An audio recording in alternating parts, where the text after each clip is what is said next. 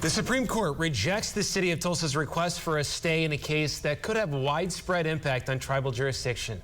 Thanks for joining us here on the CW. I'm Jonathan Cooper. And I'm Tatum Gwynn. Hooper v. Tulsa is a case that started when a tribal citizen sued the city over his speeding ticket, saying that the city did not have authority to prosecute him.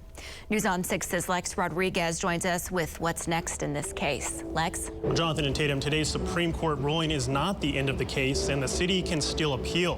The city says it's going to enforce its laws against everyone, regardless of tribal status.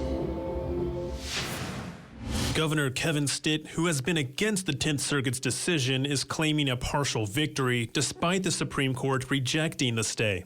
He says, in part, the Supreme Court made clear today that the city of Tulsa and municipalities throughout the eastern half of Oklahoma can and must still apply their laws to everyone. But the decision today is the same decision made in June. No changes to the decision were made.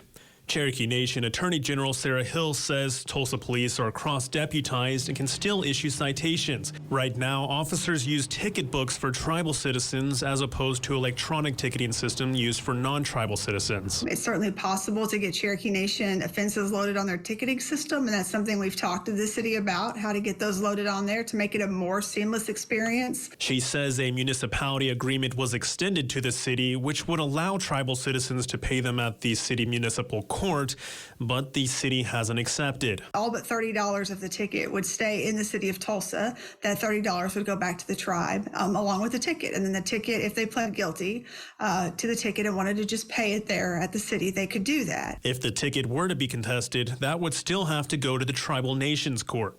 And the Muskogee Nation says it looks forward to working with city partners to protect public safety across its reservation.